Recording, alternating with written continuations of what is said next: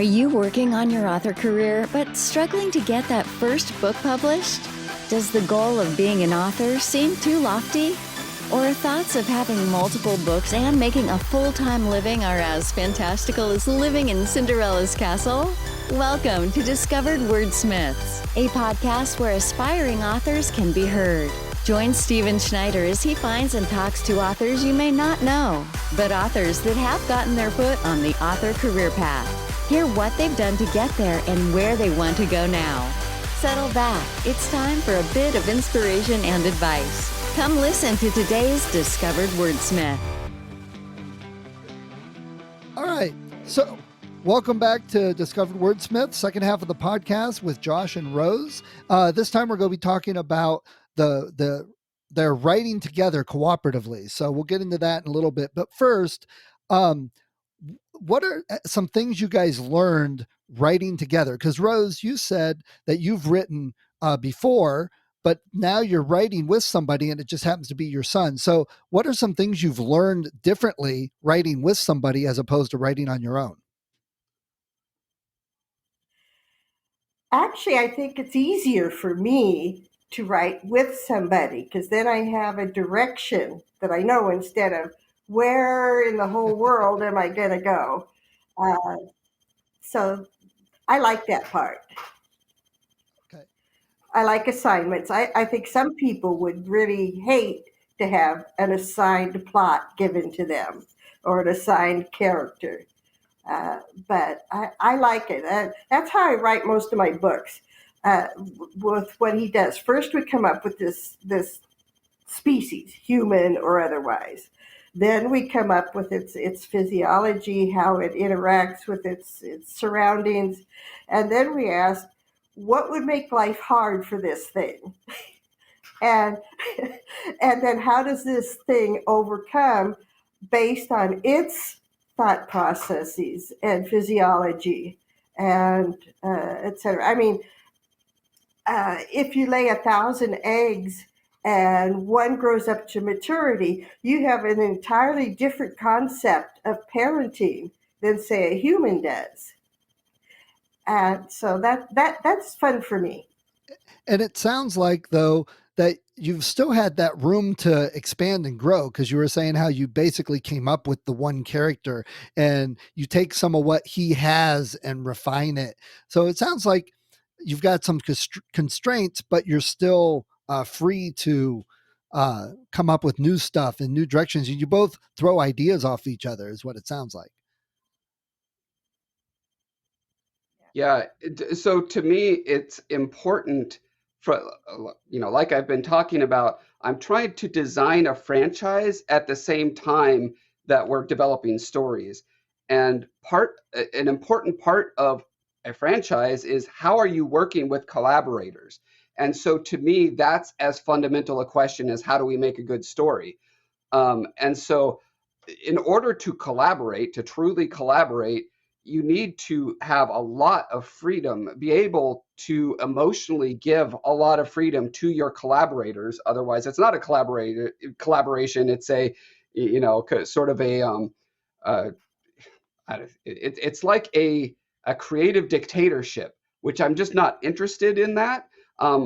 That's, again, probably getting back to my career in video games. No one makes a video game alone. There's not one guy who sits in an armchair and says, I want to make a game about a spaceship flying through mines, shooting robots. That's not how these ideas develop. It's the programmer has come up with this amazing way to make a door that opens. And the designer says, ooh, that would look good in the side of a mountain. And the artist says, oh, what if there's, a robot behind it, and then it develops into something that, no one individually expected to happen. And I love that creative chaos. The challenge is to create a conceptual framework that all of that can work inside of. And that's just an exciting place for me to try to navigate. And I love, I just am very blessed that I have someone very close to me, my mom, my teacher, she homeschooled me for many years, who, knows me intimately. And so we have a back and forth that is very easy to navigate and negotiate. I realize this isn't the case with all parent child relationships, but for ours it is. Or And so, collaboration. yeah, and so this is great practice for me to say, okay, how am I going to work with outside collaborators once we get this snowballing and we have authors and artists coming to us and saying, oh, can I please, in the same way, if I was offered a job on a Star Wars movie, I would say, absolutely. What are the creative constraints? Tell me. I'm happy to live within them because I'm working on Star Wars. Right. That's my goal, is that Right, people come right. to us and say, Tales from Talifar, please let me. I don't care about the constraints. Let me write a little, story in your world. Nice. Actually, that's been a learning process for me because, yeah, I used to write my stories and then what was written was written. And to have someone say no uh, and then, rework it. I think it's been a very good lesson for me, but it's also been very difficult to understand the process of many collaborators, many physical concerns about how things can be displayed. And plus, he keeps changing my characters. I describe him one way and then he draws him a completely different way. And so we have to go change the descriptions like that.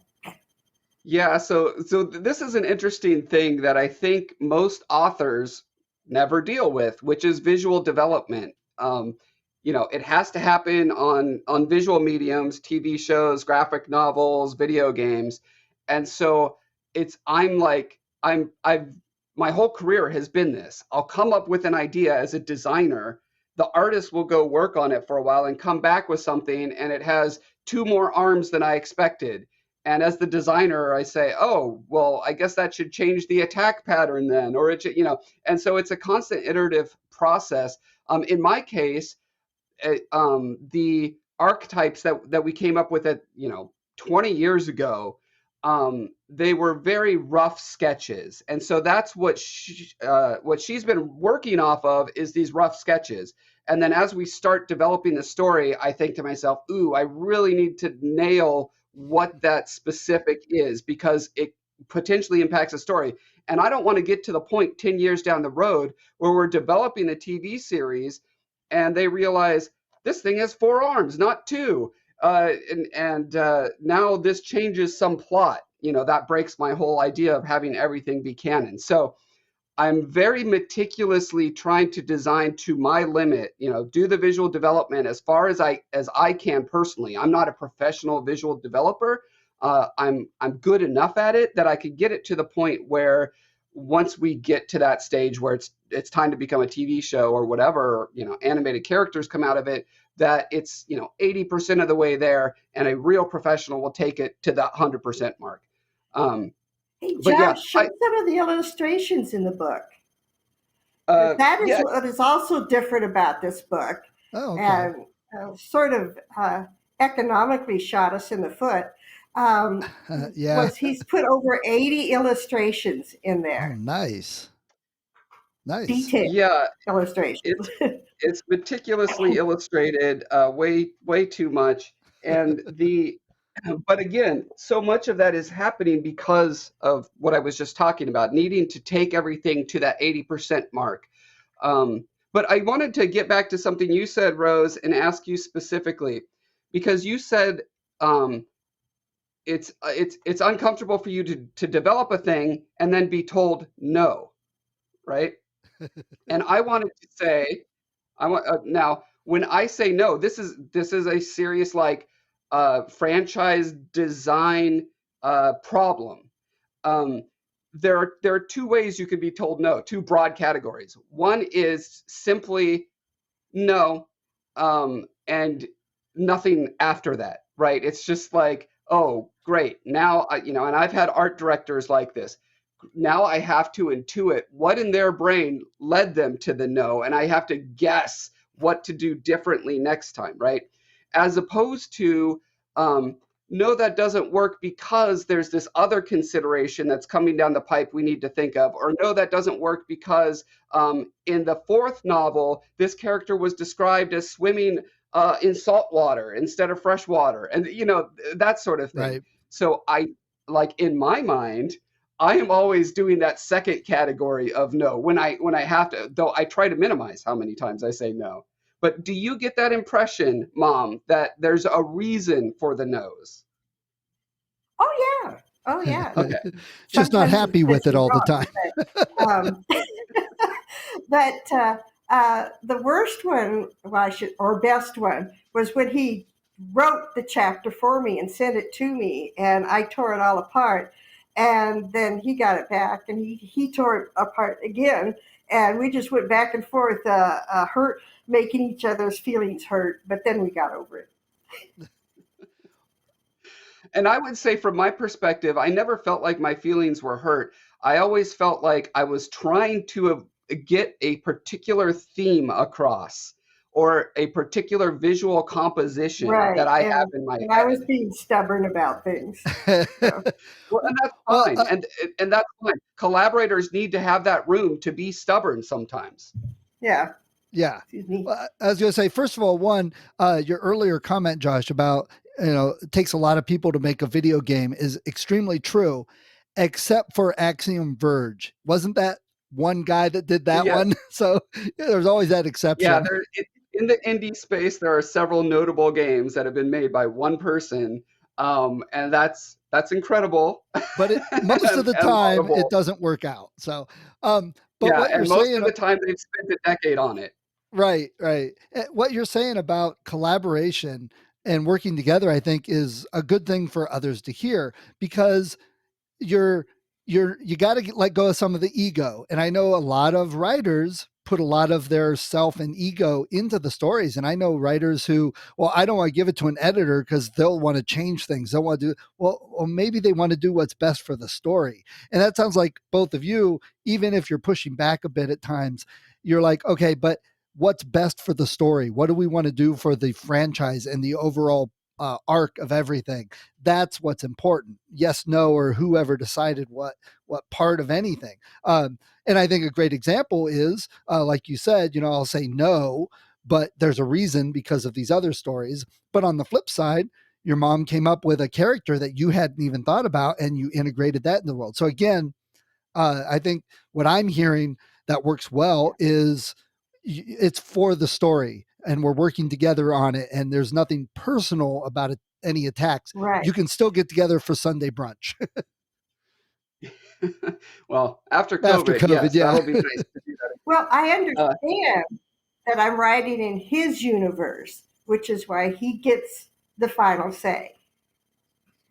Yeah, so that's another important sort of distinction. Again, going back to the idea that I'm trying to manage a franchise eventually, and seeing this as kind of the nascent practice run at it. This is the incubator, as it were. So I'm trying to practice all the skills that I will need to execute even better when I'm working with outside collaborators. And one of those things, like I said, and you repeated, and I think I want to drill down even further on that, is the process of articulating the whys is so important. And I think any author can get value from this. If they get a note back from their editor that says, I cut this entire character, or I blended these two characters, or whatever, I cut this entire chapter. One of the things that is very helpful is not to react, out of an emotional place of like, every word is my baby and is precious, but instead think, what were these elements serving in my overall, in the themes that I'm trying to evoke, and often that articulation process, you'll find, oh, actually, I agree with the editor because they saw that theme that I maybe didn't see.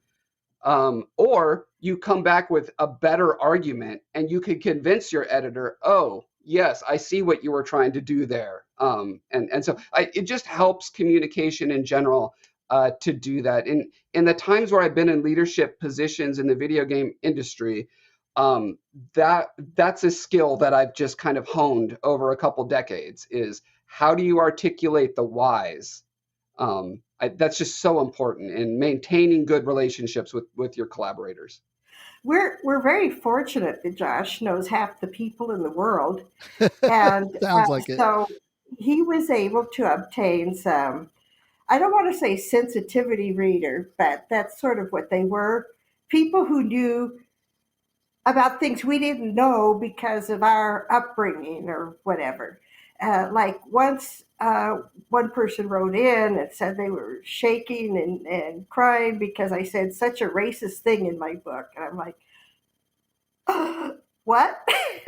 So I had to find out where was the problem. Well, what I wrote was totally innocent in my mind because I was, it was about this tribe of people. They name their kids after they're born when they do something cute or whatever. They're very casual about how they name their kids. And so I named one Yawn Big. And I was thinking of how a kid yawns, you take a picture of it, and that's just so cute. And I needed another one, hold tight.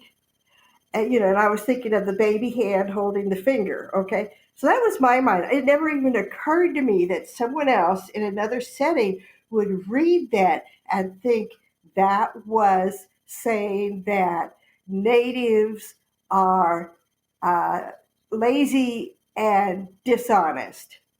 Ah, So, well, that was an easy fix. Change the name. right. To Tin Toes or walks fast. Uh, that was such a shock to me, and I'm glad that Josh has acquaintances that can tell me these things that I'm unaware of because I didn't grow up that way. I didn't. Right.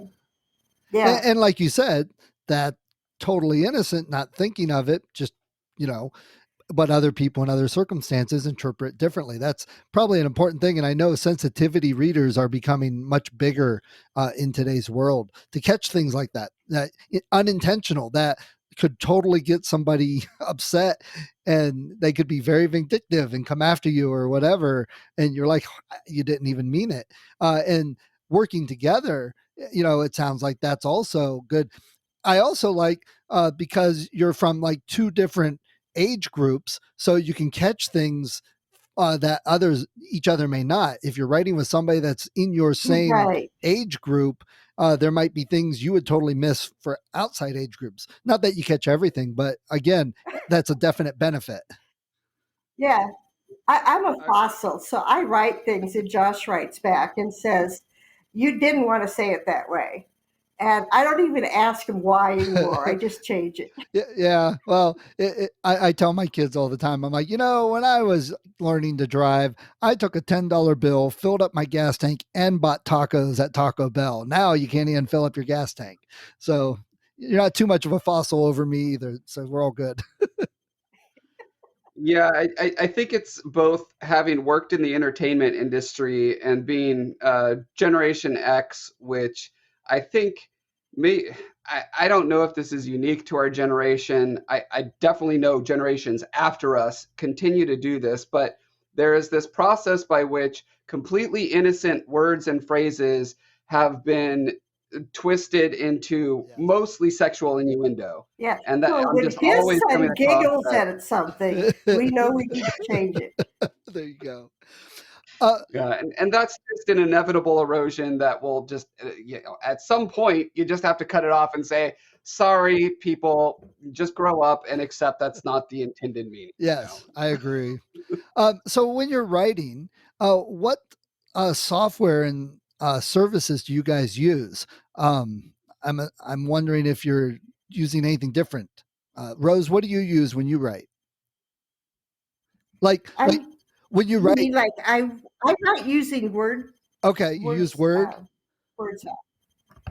Josh, what do you use? Yeah, so we use Word because we can do that thing where we can track each other's changes. Oh, that And okay. Yeah. yeah, OneDrive. OneDrive. Okay. uh, yeah, so that, and then I use a lot of Google Docs for tracking I have a document for logistics, for what clothes people are wearing, how long their hair is at what stage of the journey. All these just ridiculous logistics that no one will ever care about are tucked away in their own little cubbyhole on my Google Drive. I keep being told by my friends that this is the perfect thing for Scrivener, and I need to get on that. And it's just, already my day job working on video games, I have to know 30 programs Right. and that's probably lowballing it. I do not want to learn another program on my free time. So. Yeah, and yeah, I downloaded Scrivener once because it's supposed to be so handy for authors. And yeah, no, I quickly saw that it was going to take me months and months and months to learn, and I could have spent that time writing. So I just stayed with Word. Got it. And I know Scrivener probably isn't the best choice for collaboration. It's not the easiest to share Scrivener files and Yeah. that. Ah, okay. Well, OneDrive is great for sharing. Yes, OneDrive. I know a lot of authors use Google Docs, so that's about what same things lots of others are using.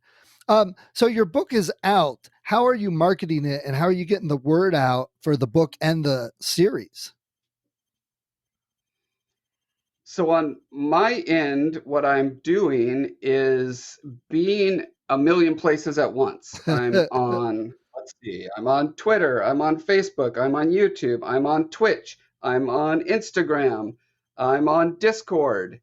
We've got our website, we've got our World Anvil, and I'm probably forgetting a few.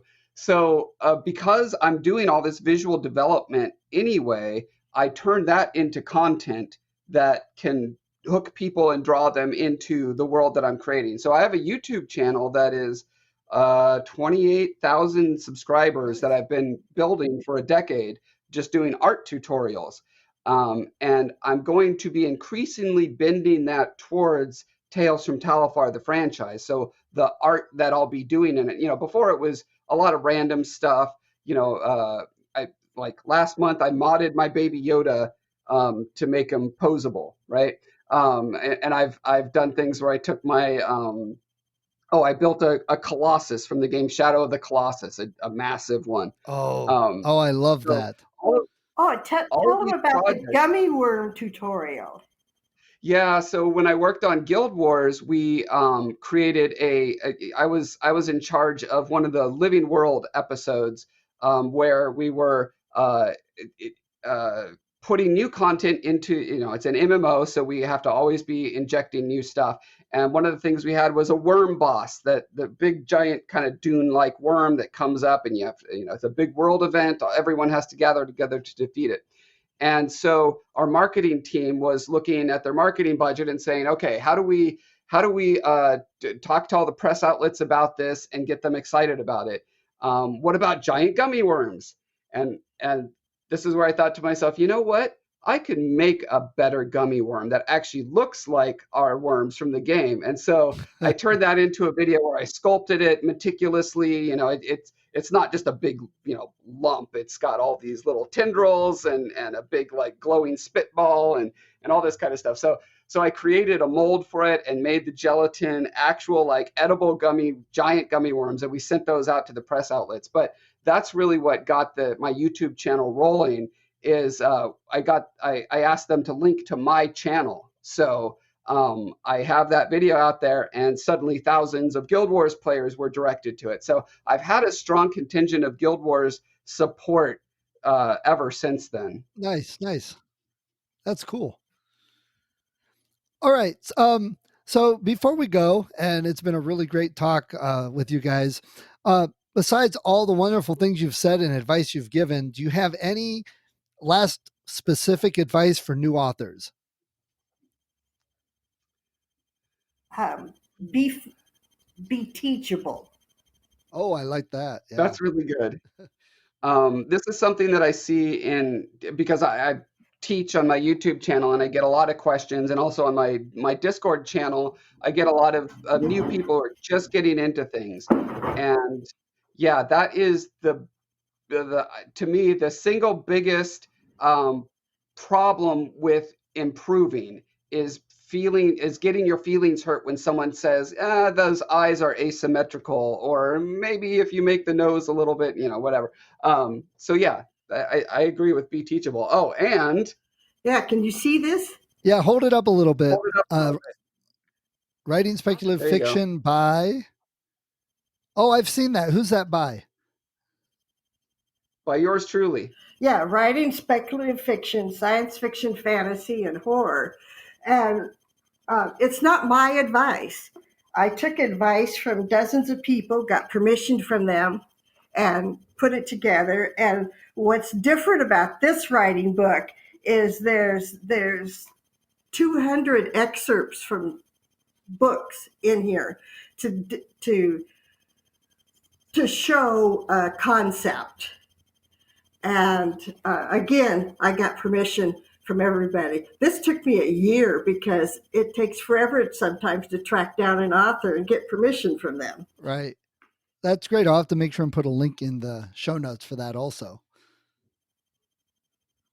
Yes, it is really good. I'm very proud of the work she did on that, because she has this broad range of the novels that she's written throughout her life, plus all the work that she did in collaboration with me.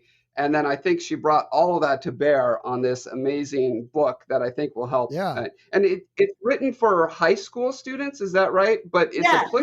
Yeah, I was aiming at the high school homeschool market, but I've had lots of different ages read it and tell me it was useful to them.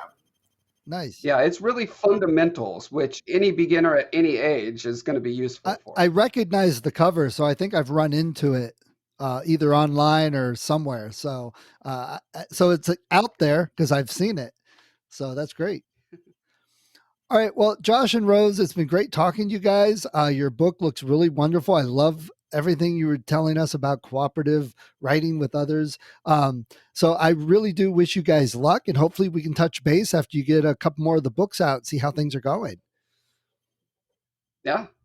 Thank you for having us. This has been really fun. Thank you. Yeah, it's been great. All right. Well, you guys take care. Thank you for listening to Discovered Wordsmiths. Come back next week and listen to another author discuss the road they've traveled, and maybe, sometime in the near future, it might be you.